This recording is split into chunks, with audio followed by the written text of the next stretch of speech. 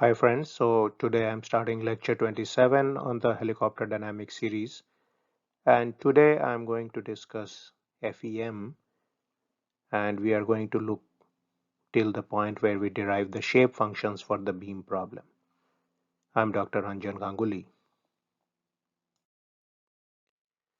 Now the FEM approach is a very powerful method in structural mechanics and even beyond structural mechanics into mechanics and so on.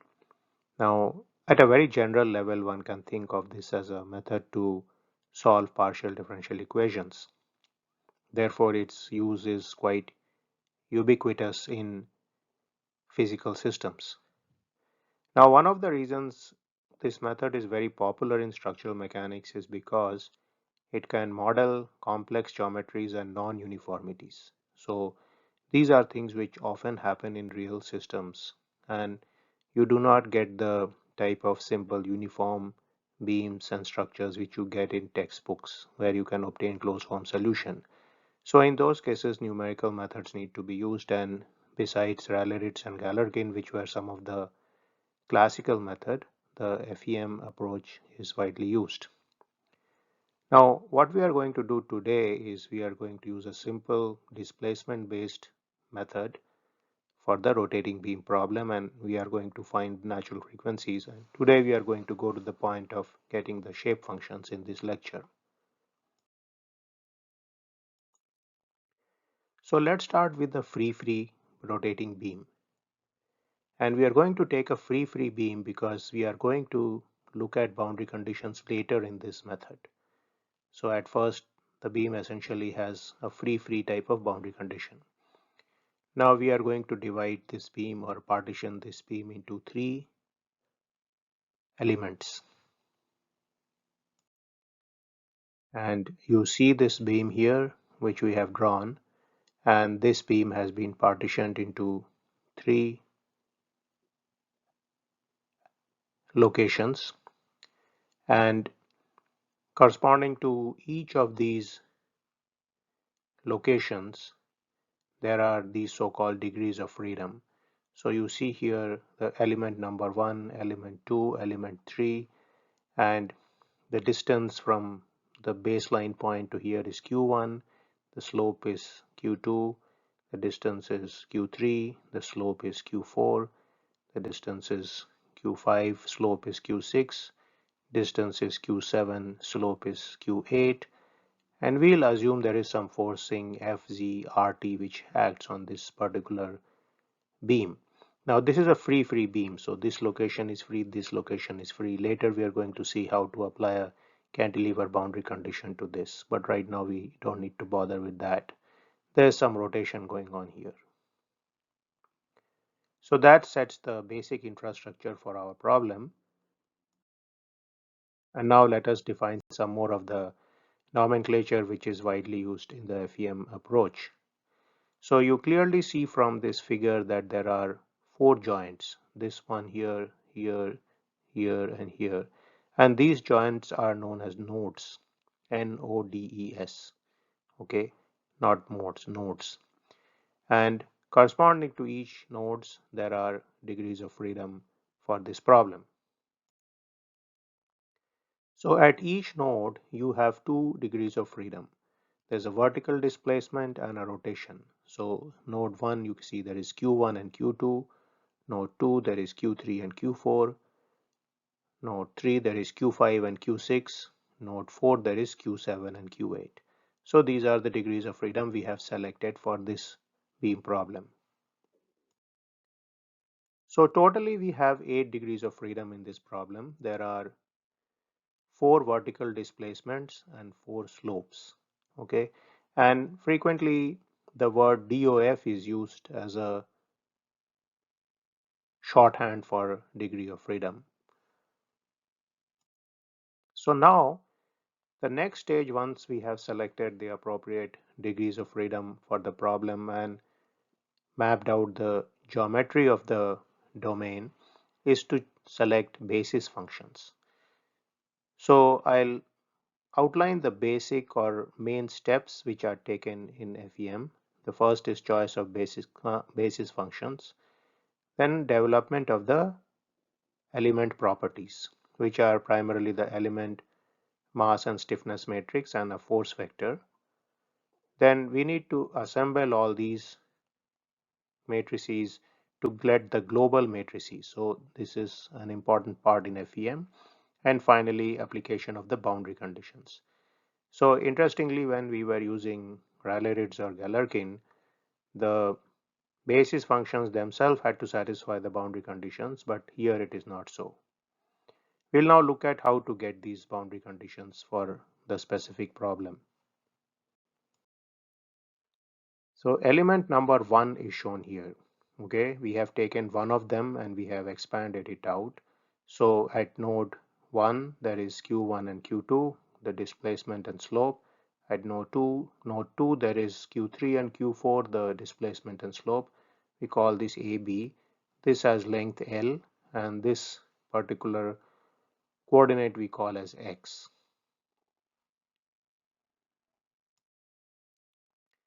So again, important things to consider here is that when we derive equations for FEM, we think locally. So this is in contrast to Galerkin and Rayleigh-Ritz, where x is a global coordinate, but here x is a local coordinate, and whenever we are looking at an element here, we are just focused within this particular domain. We are not thinking of the next ones. We'll get back to that later when we put all these things together. So now we will need to get some kind of function which approximates the displacement inside the element. And here we have selected a cubic polynomial. So we say that Wx is modeled as a cubic polynomial. Now we clearly see that there are 4 coefficients here. We do not know these coefficients. So we are going to try to express these coefficients in terms of the degrees of freedom. And the reason we have selected a cubic polynomial is because we have 4 coefficients here, alpha 1, alpha 2, alpha 3, alpha 4, and we can obtain these coefficients from the degrees of freedom q1, q2, q3, and q4. Okay. So how do we get it? We know the displacements at the end condition. For example, we know that at x is 0, w is q1, at x is 0, w dash is q2, at x is L, W is Q3, and at x is L, W dash is Q4. So Q1 and Q3 were the displacement at 0 and L, Q2 and Q4 were the slopes at 0 and L. Okay, so one of the things is this function we choose here must be differentiable at least once, which is clearly the case here. And now since there are 4 coefficients alpha 1 to alpha 4, and we have 4 values q1 to q4, 4 is the right choice here, and that's why we end up with the cubic. So just to recapitulate, this was the body we were dealing with, and we had q1, q2, q3, q4 here. These were the conditions at x is 0 and x is L, which we used in the previous slide. So now we can write these in matrix form, and we can relate the degrees of freedom q to the coefficients alpha using this matrix, and this matrix has been obtained by putting those 4 equations as the end condition. Okay, so the first one is simply q1 is alpha 1, second one is q2 is alpha 2, and the third and fourth are derived at the location x is equal to L. Now, why are we doing all this mathematics? The aim of all this math is to get alpha 1, alpha 2, alpha 3, and alpha 4, and to do that we invert the matrix I showed in the previous slide, and we can express alpha i's in terms of qi's through this inverted matrix. And once we do that, I can solve for alphas and I can plug it back in, and this equation will become in terms of the q's and the l's here. Okay, so that's what we do. We put the alpha value back into the assumed displacement w, and we get this function out here. Okay, And this function is going to be some polynomial into q1 plus some polynomial into q2 plus some polynomial into q3 plus some polynomial into q4. Now you will have to do some algebra to get to this point, but you will get to this point because the previous function is dependent only on these 4 degrees of freedom and on functions of x. So h are basically functions of x. So we can write it in a more compact form like this, and these functions h are very important in FEM. They are known as shape functions.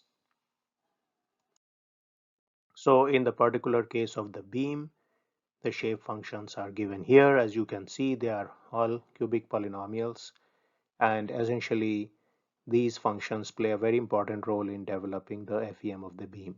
So within the element we are dealing with, the displacement is essentially taking place through the shape functions, and the shape functions ensure that the end conditions of the element are satisfied, and also within the element you are getting the cubic interpolation. So today we finished the point till we got the shape functions. In the next lecture, I am going to now use this infrastructure developed to set up the FEM equations for the rotating beam. And we are going to use the energy method. So we are going to take an approach similar to the Rayleigh-Ritz approach. You can also take the approach similar to the Galerkin approach, but I find the energy approach more physical. But of course, there are problems where energy is more difficult to get. The expressions for energy, I mean, Ke and Pe. And in those cases, you may actually need to resort directly from the differential equation. Now, that is a different approach, and that is given in some books also.